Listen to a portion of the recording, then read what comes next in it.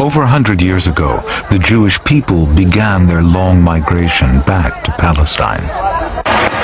Then, the biggest war the world has ever seen.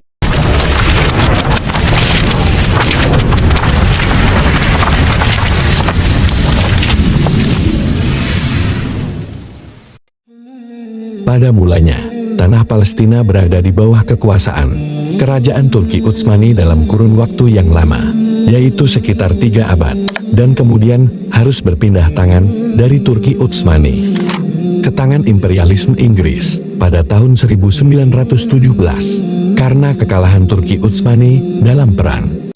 Over 100 years ago, the Jewish people began their long migration back to Palestine. Then, the biggest war the world has ever seen, the First World War in 1914, means that the Jews are to come closer to a homeland. The British want allies in the Middle East. The Arabs are fighting the Turkish Ottomans for independence, and the British back them.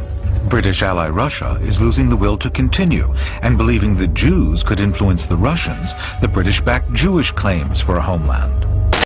Selain dari kekalahan Turki Utsmani dalam perang, setidaknya ada 2 peristiwa sejarah yang menjadi awal mula perampokan tanah Palestina yang berkisar pada tahun 1900-an.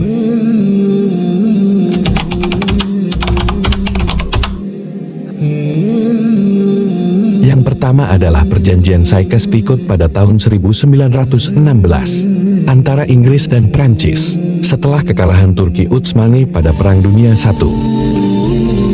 Pada perjanjian tersebut, Inggris dan Prancis membagi wilayah peninggalan Ottoman di semenanjung Arab. Dalam perjanjian tersebut, Prancis mendapat wilayah jajahan Suriah dan Lebanon, sedangkan Inggris memperoleh wilayah jajahan Irak dan Yordania. Sementara itu wilayah Palestina dijadikan status wilayah internasional. After the war, the Germans are defeated. The Middle East is divided between the British and the French. Palestine is now governed by Britain. Their fateful decision in 1919 to adopt the Jewish claim for a homeland as official policy is to affect the Holy Land from that moment on.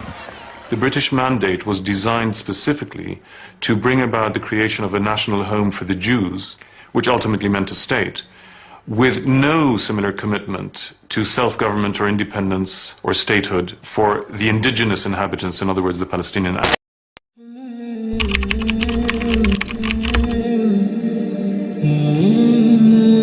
Dan kemudian, ada peristiwa deklarasi Balfour tahun 1917.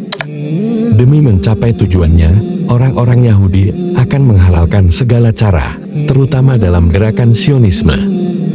Dan dengan segala pengaruhnya, akhirnya tercapailah deklarasi Balfour pada 2 November tahun 1917. Deklarasi ini dikeluarkan oleh Perdana Menteri Inggris yang bernama Arthur James Balfour pada tahun 1917. Isinya pemerintah Inggris secara resmi menyatakan dukungannya terkait gagasan menciptakan wilayah Yahudi di Palestina, serta memfasilitasi pencapaian tujuan itu.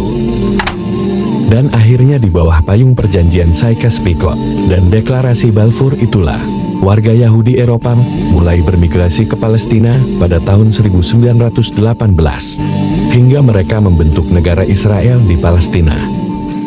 Pada awal tahun 1930-an, gerakan Zionis di Palestina berhasil mendapat persetujuan pemerintah protektorat Inggris untuk memasukkan imigran Yahudi ke Palestina secara besar-besaran, dan setidaknya ada sekitar 60.000 lebih orang Yahudi yang bermigrasi ke Palestina, yang mana sebagian besarnya diatur berdasarkan perjanjian Hafarah. Sementara beberapa orang Yahudi pergi ke Palestina secara diam-diam. Gerakan Zionis menyusun pelarian 18.000 orang Yahudi Eropa Tengah dan Timur ke Palestina dari tahun 1937 sampai tahun 1944. Pada awalnya, pelabuhan Yunani digunakan untuk memulai perjalanan ke pelabuhan Palestina. Kemudian, para pengungsi Yahudi pergi ke pelabuhan Laut Hitam di Bulgaria dan Romania. Dan lebih dari 16.000 pengungsi Yahudi pergi melewati Turki menuju ke pelabuhan Palestina, terlepas dari upaya Turki untuk menghalangi kapal yang ingin berlabuh. Pada awalnya, pengungsi Yahudi disambut baik oleh warga setempat.